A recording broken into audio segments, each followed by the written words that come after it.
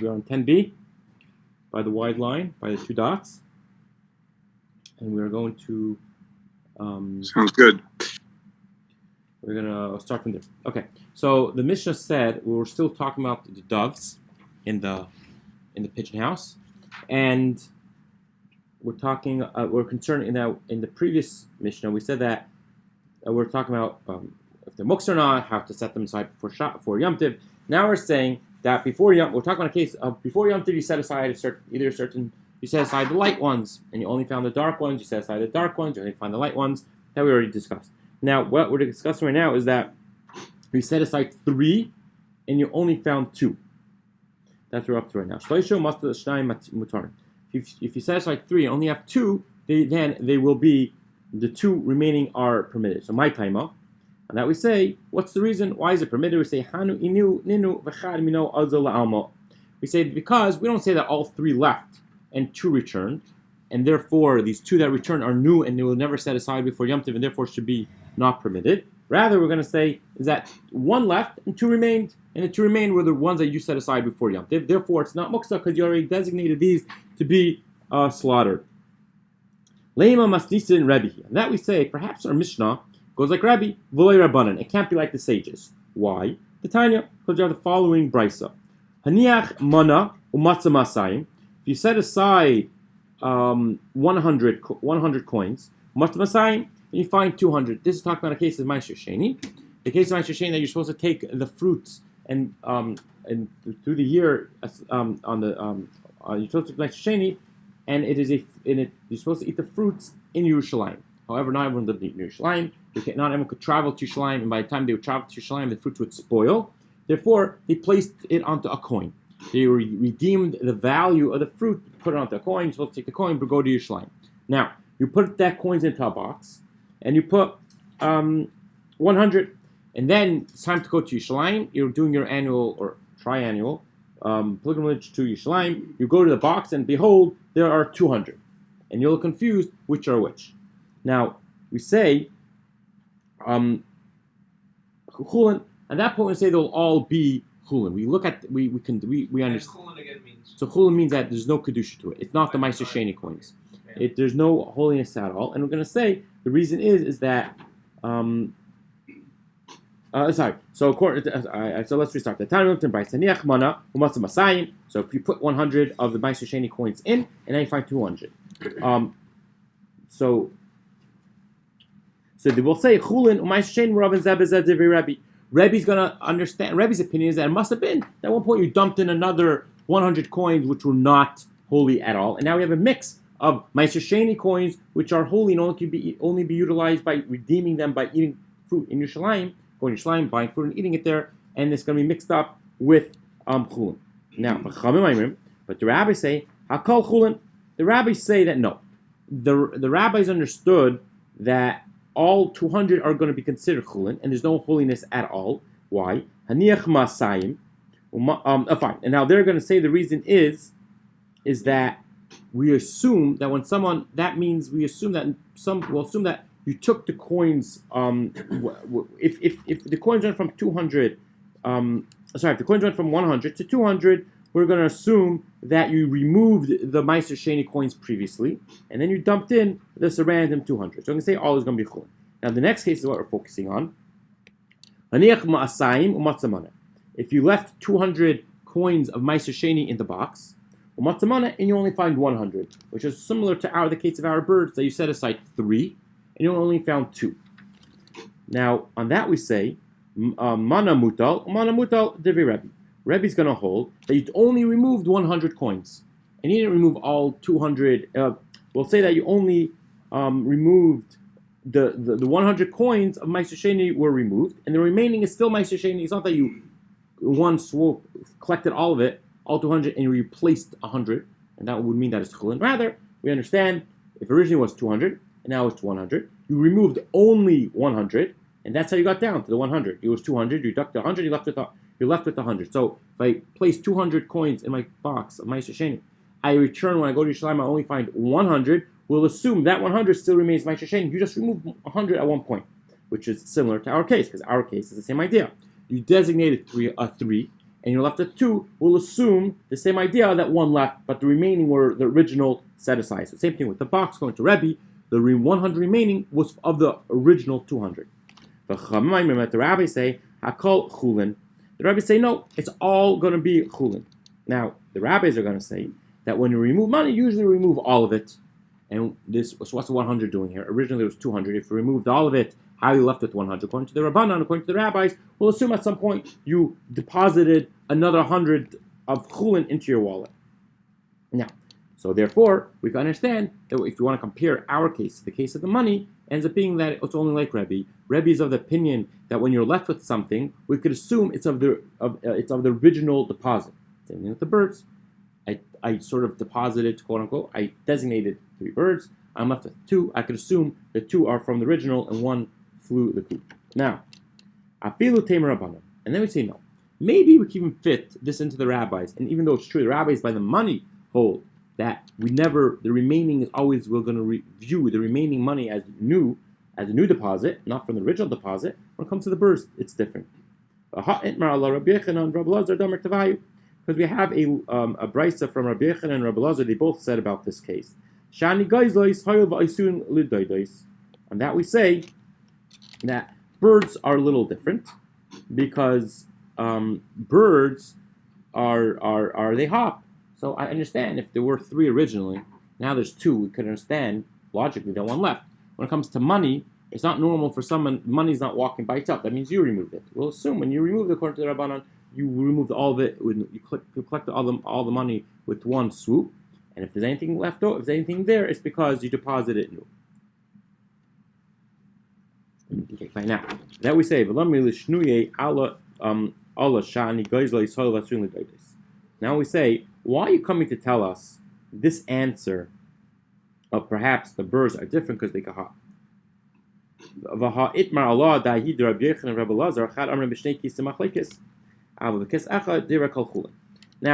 Rabbi Yochanan and Rabbi Lazar, there's a machlekes in the case that we just mentioned. The case of depositing 200 and then coming back and finding 100. There is a argument in exactly what the case is. Is the case talking about 1 wallet, or is the case talking about 2 wallets? Meaning, is it 1 wallet of 200 or 2 separate wallets of 100? Now, so one of them hold that the argument is by 2 wallets, but by 1 wallet, everyone agrees to the idea that with 1 swoop, we understand you're going to remove all the contents of the wallet, and you're going to and if there's anything new, it's replaced. So a whole machlekes between Rebbe and the Rabbanan is by 2 separate wallets. Each of them have 100.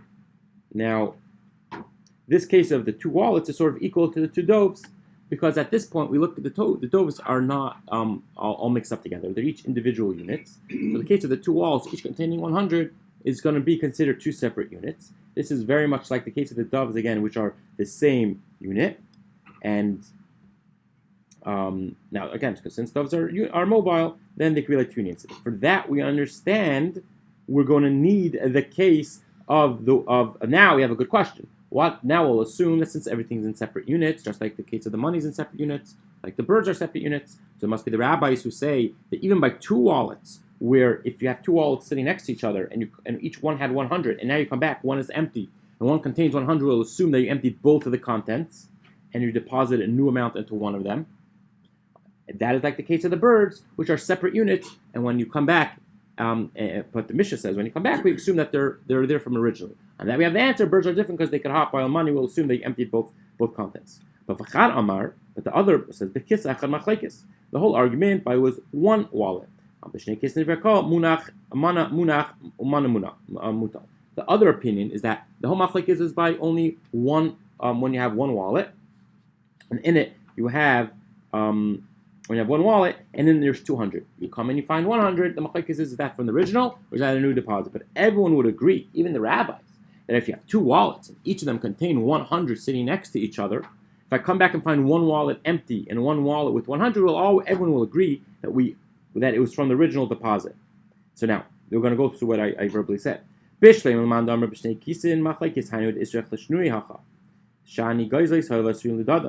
That as we said, that the one who holds that the whole argument in Rebbe and the Rabbanon are by the case of two wallets, and that we understand that's a very similar case to the case of the birds. Just like the birds are separate units, the wallets are separate units. Therefore, we had a good question. Perhaps the Mishnah of the birds are not like the Mishnah is not like the rabbis, and it came to the wallets as a very similar case. And that we answer, birds are different because they can hop away. But then the rabbis are going to say, by the birds, we understand very clearly that if two are remaining, can very easily be let the third flew away. When it comes to money, even wallets are sitting next to each other in separate units. If you empty the contents of one, we'll assume you empty the contents of the other, and any money found is in a new deposit. Ella, however,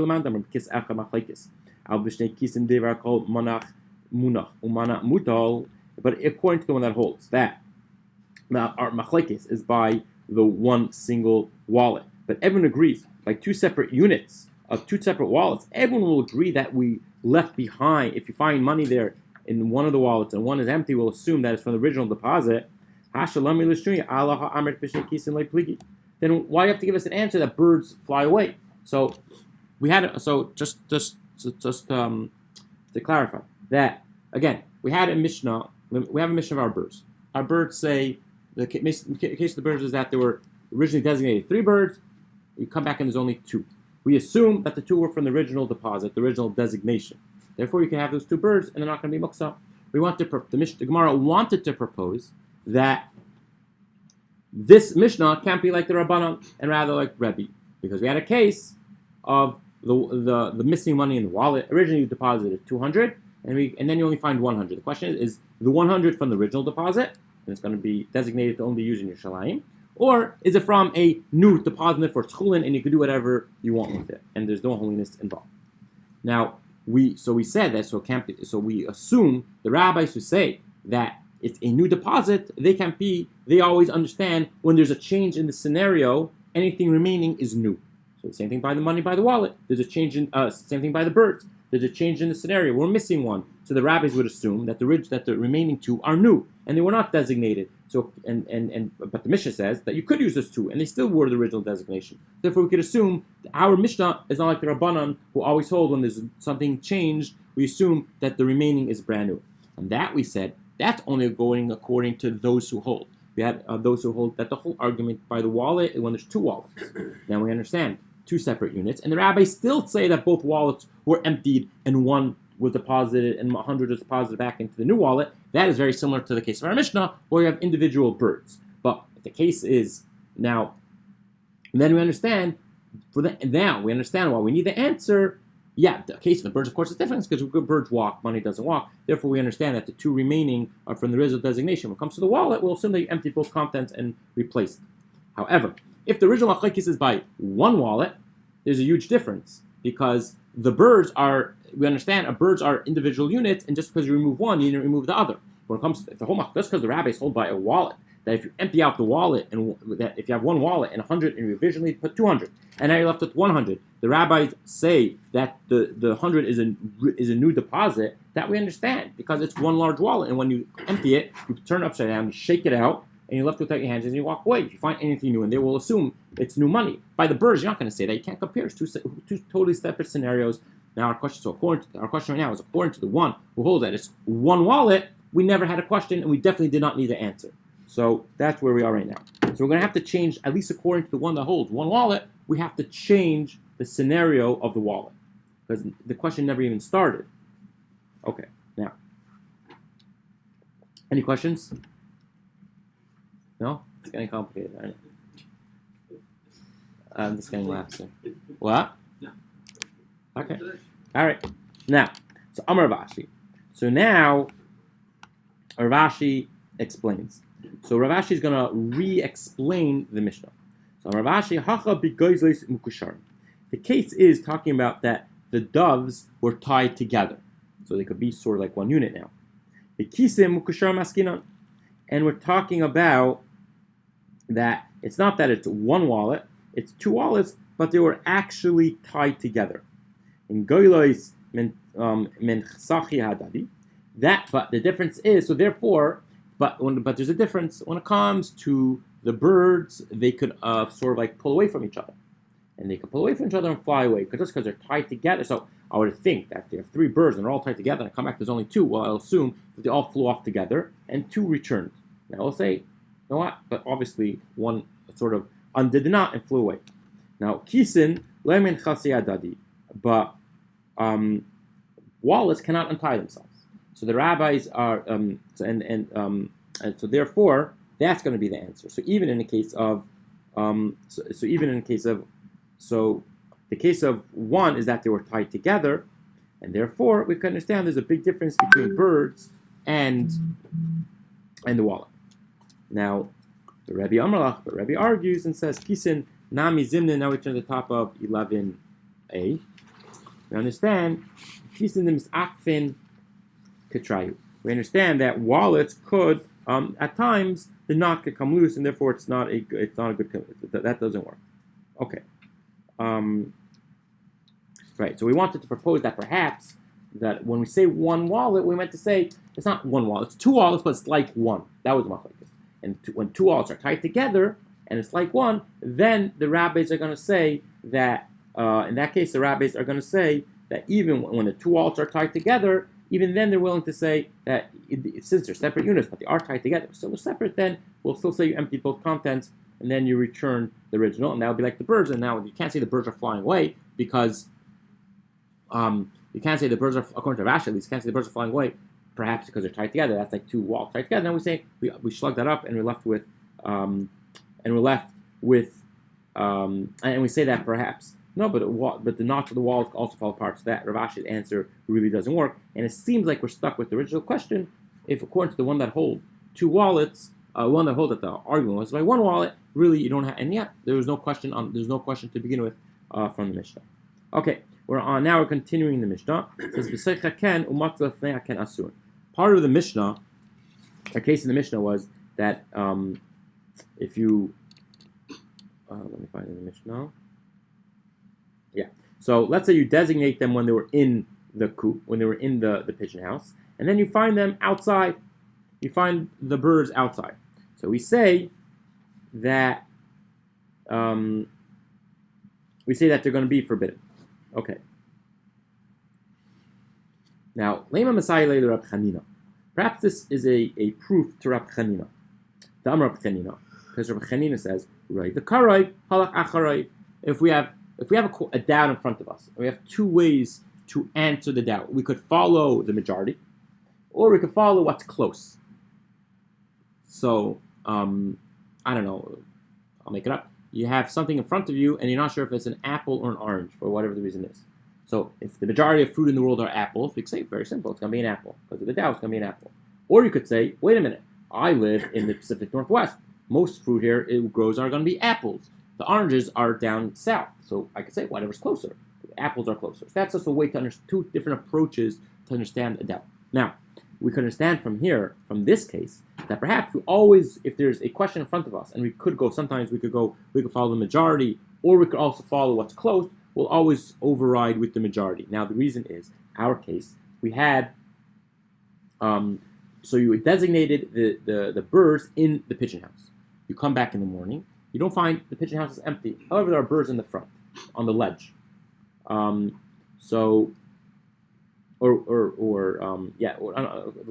ledge, is not the answer. Whatever that means, they're in front of the house. They're outside the house itself. Either we could say that, well, let's do simple math. The closest birds where they were were inside the coop, so we could assume these are from inside the coop. Or we could say no, but the majority of birds in the world or in the area are outside the coop, so maybe perhaps they're from the outside. In fact, if we say that's forbidden, it must be we follow the idea that we go with majority, because the majority of birds are outside and they're not contained in this little coop. Even though it's true, the closest birds to this area was from inside, but we will always. So right now we have 2 ways to follow it. Either we could go with the majority from the outside, or the karai close, which is inside. So we see from Rav Chanina's halacha that we go after the majority. Perhaps we could bring this as a proof. Now we say Amar Baya bidaf. And now we say no. We cannot bring this proof to Rab Chanina because there was a ledge to this. There was a ledge to this to this chicken coop. And as Rashi explains that everything was covered because when you designated the birds yesterday, there was a handful of birds hanging around the ledge of the chicken coop. For some reason, all the birds are always flocking to this pigeon house because there's a ledge there to hang out on. So there were always birds there. So you no longer have the proof of karev, of closeness, because there's always birds on the outside. So just because you find birds on the outside, and you can no longer assume they came from the inside, when they're for the most part, most of the birds, in fact, on the outside are from a different source. Therefore, you lose the proof there, chanina. And we no longer have a proof from this Mishnah, from this specific case, that we have Raiv, a majority, or Karev, or something which is closer, which one we define the question with. Now, that's one way to understand why this is not Rav Chanina's, this can't be like Rav Chanina. Now we have Rava gives another reason why it's not like Rav Chanina, why we cannot prove from here that we go with the majority over what's close. So Rava Amar, B'shnei kanen zeh zu l'ma'ala mizu askinan. We're talking about a case when we had two chicken coops, or back then, if you ever see the picture of the chicken coops, they were pretty big structures. They're enormous structures, and they have many different levels with many different individual houses for the pigeons. So we're talking about a somewhat of a smaller one. It only had two levels, and they had two holes, two entrances for the pigeons to enter. That's what it means. That it's a coop on top of a coop. Now we're not going to be talking about the case because it's going to be obvious that you designated the bottom one, but not the top one. Now what happened was that you designated the bottom one and you never designated the top one. And you come on Yom Tov to collect it, and you only find in the bottom one. So we don't know what happened to the birds from the top. That's for sure going to be forbidden. So on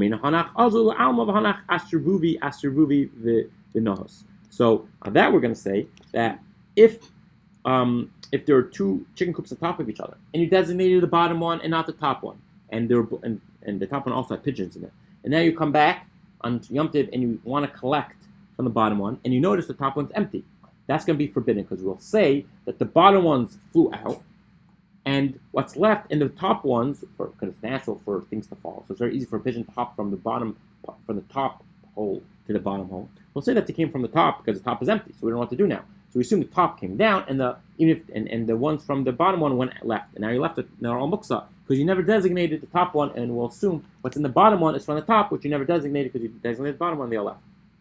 Hope I didn't confuse it, but so yeah. No, it's fine. Okay, fine. Now, yeah, it's very abstract. Now we're going to say is forbidden. Basically, what we're saying is that if you designate the bottom one, and you come back and you find the top one empty, we'll assume the top one came to the bottom one. Things fall naturally. That's easy to understand. Now, Ella afilu zimin be'el, even if you go ahead and you designate the top one. So again, you're coming Erev Yom Tov. You have two chicken coops one on top of each other, two pigeon coops one on top of each other. Both are full, and I decide I'm going to designate all those in the top one to be used on Yom Tov. And you never set aside the bottom one, so it would be forbidden to take birds from the bottom one because those are going to be muksa. You come in the morning and you find that they are in front of the top one, and there's no one on the bottom one. I knew that was coming. So hanach nami asiri. Their tops are also, the ones on top are also going to be forbidden. We're going to say that we can say that the bottom ones, the ones that you find on the top of the ledge on the top, came from the bottom, and the ones from the top flew off. So now the point is that this is no proof to Rav Chanina. Rav Chanina wanted to say that we see from the majority, or what's close, we go with the majority because we assume that, because we said the case is that when you find them in front, we assume that they're going to be forbidden, and then we say why can't we assume they're from the inside? So it must be we go with the majority. Majority of birds in the world are not from this chicken, not from this pigeon. However, now we're saying it's not a proof because the karev, there was one on top, there was one on bottom, so there was karev. The karev ones, the ones that were close, were also forbidden. Therefore, Rav Chanina told you have no proof to Rav Chanina because the cases there's no majority in this case. They're all karev. Everything's karev, and therefore it could be we go with the one. Could be in our case we are going with the case of karev, that we are going to choose what's close over with the majority of the area. But happens to be in this case karev, the ones that are close, they're two pigeon houses on top of each other. So the karev ones were half of the karev one. Whatever was close was also forbidden because you never set them aside. So you totally lost the idea from Rav Chanina. Okay. I think this daf is for the birds. Yeah, it's everything about the pigeons. I remember doing it myself one time. I don't know what's going on. So it reminds me of the show again. Yeah. So just to summarize this little piece, the point is that we want to propose that if the Mishnah seems to be saying that if you designate birds on the inside and you come and you find them only on the outside, we said that's forbidden. We wanted to say perhaps we see from here that we go with the idea of majority over what's close. But as we go with what's close, we say, well, they just came from inside, hopped outside. It's pretty simple. These birds are from inside. And if they're forbidden, it must be we go with the majority, since the majority of the birds were not inside, they came from an external source. Now we say, no, you can't bring that proof, either because pigeons are always hanging out on this board, on this sledge, or we're going to say is that it was two atop, it was stacked. It was two pigeon houses on top of each other, and you only designated one, not the other. Meaning the entire time there was a case of Karev, the close pigeon house, which on top or on bottom, were never designated. So those are entirely muksa. So even with Karev, we're going to say that it's forbidden because they say they came from the top. Nothing to do with nothing to do with the majority. Okay, there's no proof to representing it. Now It's position versus majority. right. Which answer do you adopt? So from here we have no proof to that. Right now we say there's no proof to that because even position we had nearby, upstairs or downstairs, were birds that were muksa also. So you lose the entire proof that we choose one over the other. Just trying to figure out: do you go by position or do you go by majority, by number? No, the point is that we're saying that in this case, there is even the position one would be forbidden. But if you go, we wanted to prove that since it's forbidden, it must be go with the majority. Or if you go with the position, the close ones were not muksa because you designated them not to be muksa. We say no, but there are two right near each other. One I designated, one I didn't. So even if you go with the position, if you go majority, of course they're all going to be forbidden. We'll assume they came from an external source. Even if you go with something that's close, there was a pigeon house right next door that you did not designate. So if you find them outside, I don't know which one they came from. They come from the inside one. They come from the top one or the bottom one. I have no idea, so you lose position also. There's no longer a proof. They go with majority over position. That is the case of the Mishnah. That's like we can't even get a pigeon out of a dove cote without freaking out. It's true. You wonder why the pigeons went extinct? At least the carrier pigeons. Okay. The Ein Sham Ella Hein Hare of the Ein Sham Ella Hein Hare Elu Matar. Now we did state in the Mishnah that if there are only these birds in the front, or these birds are the only ones that who are around, meaning on the case is that if you come up and if you wake up in the morning and you find only these birds on the front, or these birds are the only ones around entirely, there were never other birds around, then we could assume that these are going to be permitted. Okay, now says the Mishnah. Says what's the case? If these birds could fly, there's no longer any proof to anything. We're just going to say that just because you wake up in the morning and you find the birds on the ledge, there's no proof to anything. If the pigeon house is empty, we could assume the entire pigeon house emptied out, and the birds on the flew out, and the birds on the ledge are new ones who landed. Ella b'medali. It must be the cases where they only hop. They're young, or the wings are clipped. Whatever the case is, they can't fly. Now, Now we say that if there are any pigeon house within 50 amais, we'll say we could assume they hopped over. Pshita dimitar. Now we say the damara ma'ar. So our problem is like this: if you're going to come and tell me that they had wings and there's nothing to talk about, they should be forbidden. So it can't be they had wings. So we're going to say that they can only hop. Now the problem is we have a Beitza elsewhere that adds on that if there is another pigeon house within 50 amas, we could say then it's going to be forbidden because we assume they hopped over from there. Now on that we say, but it's obvious, of course. So that means we had a different Beitza that had the same exact case, and this added on to this that if there is no chicken coop within, if there's no other pigeon house within 50 amas, we're going to say that it's the original chicken, the original pigeon. Now we say, of course, that's obvious. It's nothing new. It's like you're living in a city with no pigeons, and you designate, and there's only this group of pigeons, and you designate them, and you wake up in the morning and you find them outside the ledge. Well, yeah, I'll assume these are the pigeons because there's nothing else around. So no, whether there is a pigeon house within 50 amas. So now, and they don't fly, but they hop. So at this point, we could be saying that perhaps, even though you're finding, so you designate the pigeons in the pigeon house in Erev Yom Tov, We wake up in the morning, the pigeon house is empty, but there are pigeons on the ledge, outside of it. And now the problem is that there is another pigeon house within 50 amis. The question is, did they hop over from there or not?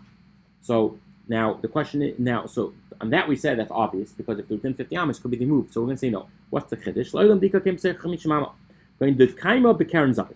It's in a, if you're looking at Gemara in the Rashi on the bottom right, there's a picture. I'm sure article also has something that in this case is that they're in a corner and they can't see each other, meaning Is it on the ground, these dovecote? It looks like they're on the ground. Yeah, Okay. it has to be on the ground. So, for example, if this is the house, there's one here, and there's one here, and they can't see each other. So therefore, they're not within the line of sight. Let's put it that way. They can't see each other. They're Now, on the ground, they're vulnerable to predators. okay, I don't know. You sit there all day with your shotgun. Yeah, I don't know. Maybe they Get can. rid of the ladder, probably. The Karens of us. That's true. Mao the same ma'aduri adadi. Now I might say they can't see each other. Now, even though they can't see each other, I would think that they hop over to each other. The answer is no. They have to be able to see each other. So the chiddush of the mission is like this. At the end of the day, the chiddush of the mission is telling us that if I have a flock, if I have a pigeon house, and I designate it on Erev Yom Tov, and none of them could fly, and I wake up in the morning, the pigeon house is empty, and there are birds on the, and the birds are hanging out, and these pigeons are hanging out outside the pigeon house. So do I say Delinquents. delinquents, right?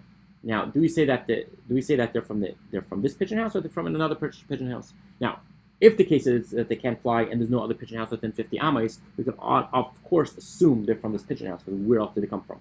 Fine. Now, the chiddush of the mission is that even if there is a pigeon house within 50 amas, but not within the line of sight, we still could assume that these belong to this pigeon house and they'll be permitted. Okay, Bishama Imrim. New Mishnah on 11a. Bishama Imrim, Ein Neitlim Esa Eli Lakatzer. Oh, yeah, but we're done with the pigeons. That's what you should, in case you want to. Yeah. Bishama Imrim, Ein Neitlim Esa Eli Lakatzer Ala Basar. We already had this Mishnah previously. We brought it down. The next few Mishnahs we brought down, I think on 9, on Daf 9. Now, Bishama Imrim, Ein Neitlim Esa Eli Lakatzer Ala Basar. He holds that you're not permitted to take the pestle to go ahead and cut up meat, meaning the whatever was used to break up the herbs, not what you used to pound it with, but the bottom, the board, or I always thought it was a bowl, but in this case it wasn't necessarily a bowl. They used to pound the herbs on a flat surface. So whatever that was, called the eli, that was, you cannot take that to use for meat. I'm assuming because of muksa reasons, we'll have to see in a minute. Rashi explains that it's a kli shemach le'isr, because it's extremely expensive. The pestle and the mortar was a unique item. It was a specialized item. It was used for herbs for medicinal reasons. Therefore, it's expensive. It's set aside. No one was allowed to use it. Therefore, Beis Hillel does not let you take that and use it for meat. Beis Shammai does not let you take that and take you to cut meat on Yom Tov. Well, Beis Hillel Matir, Beis Hillel says it's permitted. And again, the theme of this Mishnah and many to come are the idea of Simchas Yom Tov. We permit you to do things on Yom Tov, even though they're muksa, but to bring joy to Yom Tov, we permit you to do it. Therefore, you want to cut your meat, you want Simchas Yom Tov, we permit you to use this board. Bishama Imrim, Ein Noisin Esa Or Lifnei Hadarsan, that Bishamai said that when you slaughter an animal on Yom Tov, what do you do with the hide? You're not allowed to take it and place it as a doormat. And the reason someone would want to do that is because if you don't quickly work the hide after you skin it from the animal, it's going to go bad, and that's a financial loss.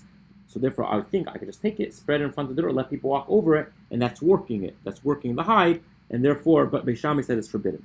The only way it's permitted to do that is if you live on an olive size worth of meat, and therefore at this point it's no longer muksa because it contains meat on it, which is edible. Beis Hillel is permitted because otherwise people are not going to want to slaughter an animal. Because if they slaughter the animal, they're going to lose the hide since they can't do anything with it. Beis Hillel said it's fine, put it in front of the door so people could walk over it, and this will stop people from stopping themselves from slaughtering on Yom Tov. And we want people to slaughter and have meat on Yom Tov for Simchas Yom Tov, for the enjoyment of Yom Tov. Now, says the Gemara, Tanu we went as follows: the shavin shem katzav ala basar she'asol talkalei.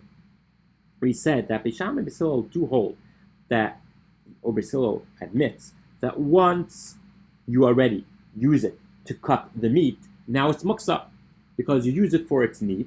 He wants to permit a kli shemachli l'isur l'tzarech gufay, which I think is permitted anyway, right? I'm not sure Rabbi Shammai said this an issue, but anyway, the point is that once you utilized it for what it was needed for, it's now muksa anyway. Now, Amar Abaye says, "Machlokes be'eli avol betavra garmi divrei kol mutter." Another point is Abaye says that the whole machlokes in the Mishnah is talking about a real item which is used to crush the herbs. But a butcher block or any cutting board, that's of course permitted. There's nothing wrong with it. Of course, you could use the cut it in the normal fashion. That we say pshita, eli tanan, and we say, well, of course, Abaye, thank you very much. The Mishnah says eli. The eli is the pestle. It's not a regular cutting board. So what are you coming to teach us? What's the chiddush of Abaye coming to tell us?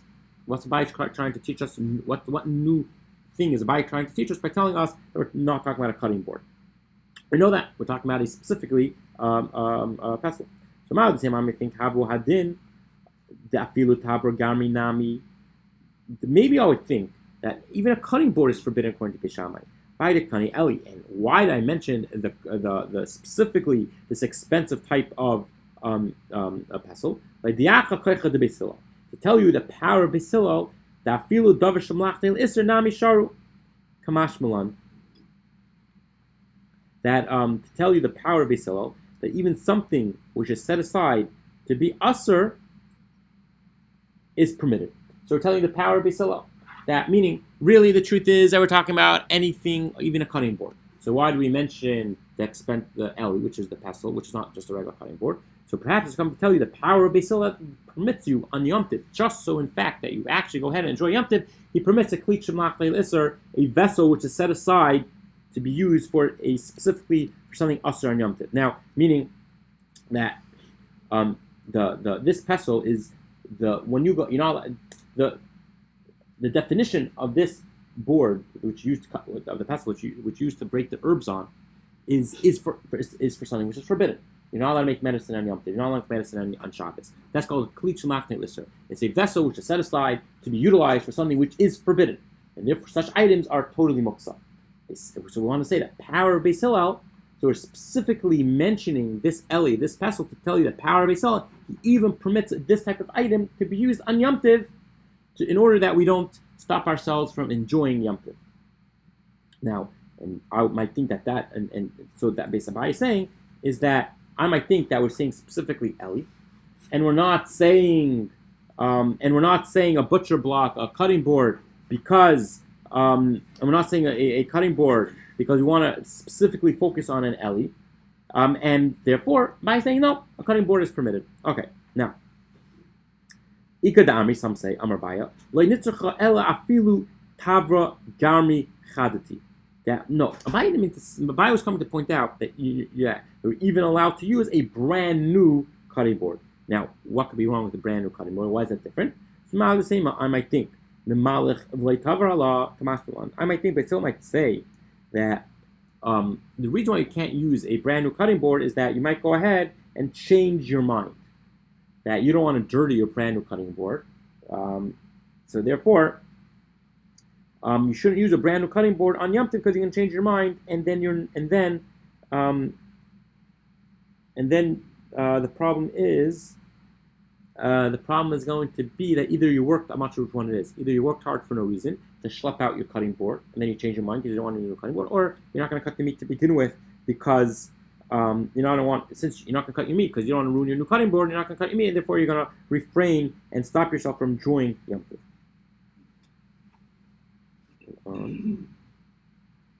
Yeah, I'm not sure. I'm not sure which one it is. Arsenal probably says, no? I'm not sure. There's no Rashi on it. I'm not sure what the problem with changing your mind is. It's one or the other. It's not muksa, for sure not. So, yeah. I think the reason is because of work. You're going to change your mind not to dirty the new one, and then you end up schlepping out. These things were very heavy, apparently, and you schlepped it out for no reason, and you were tereach, you worked hard on Yom Tov for no reason. Okay. Now we say, now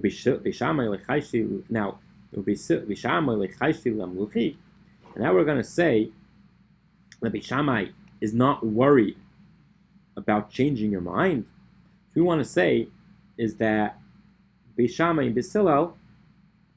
So we want to say that Beis Shammai agrees that when it comes to a brand new cutting board, we're not worried. You could use it. We're not worried about you changing your mind. That we say, is it true? Does Beis Shammai not really care about changing your mind? Tanya, but we learned Beis Shammai Imrim ein melichin tavach mesakin etel behema. You shouldn't take the shechet, the slaughterer, and the knife to an animal. And you shouldn't schlep the animal to to the slaughterhouse on Yom Tov. We can take one to the other. Now, what's the reason? The reason is because we assume is that you're going to work hard. You're going to be schlepping the animal over to the shechet, or the shechet has to schlep himself over to the animal, and you're going to change your mind on Yom Tov. Therefore, we don't want you to do that, and we see that Beis Shammai is worried about you changing your mind. Or another case, Beis Shammai Imrim Emelichin Tavlin Umudach Etzel Meducha, Meducha Etzel Tavlin Umudach. We don't want you to go ahead and bring the spices to be crushed, or the crusher to the spices. Okay, so the point is like this. Let's go for a second. Beis Shammai says, so we want to say like this. Abaya proposed that Beis Shammai and Beis Hillel both agree that one could use a brand new cutting board. And we're not afraid that you're going to change your mind and you end up doing something for nothing on Yom Tov, which we don't want you to work hard on Yom Tov, because you're supposed to relax. And now we ask, but we have cases of Beis Shammai.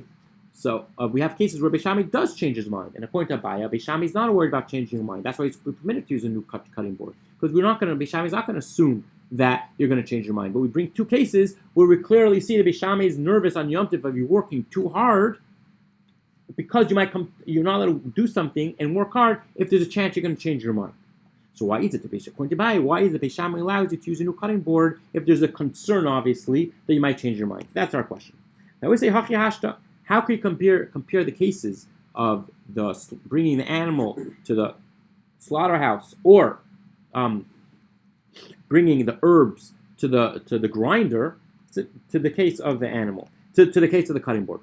Hashta behema asilam luchi damer nishvak hai behema kachusha umasnisa behema chvita deshmina mina. When it comes to the animal, bringing it to the shaychet, to the slaughterhouse, I could assume I'm going to take my animal all the way to the slaughterhouse. I'm going to take another look at it. Like, you know what? This is a pretty scrawny animal. Let me return it and get a fatter one. And that could keep on happening. So therefore, we don't want you to do that. Or kadeir nami aslam luchi. When it came to the spices, you also could change your mind. The amri nishvak hai kadeira. The bahat tavlin. Umaisne achwina dloy bayi tavlin. I could say, I could bring my, looks like in this case, you brought your pot of food over. I see. It looks like you brought your, what you can do is you can take your spices to be ground. And you're like, you know what?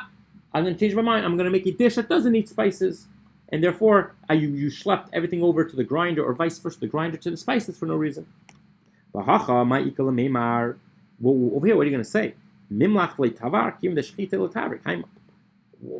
are you going to do? Once you slaughter the meat, it's got to be cut up. It's going to go bad. So if the only thing you have is a brand new cutting board, you're going to use a brand new cutting board. No one's going to say that, you know what, you end up slaughtering it. That means you slaughtered, you salted, you skinned, you salted, you did everything proper, and you did hours worth of work. You're going to cut that animal you're going to cut that meat no matter what. Therefore, even according to Beis Shammai, there's no concern. You can't bring a proof from the other two cases because they're not comparable. Now, we're by the two dots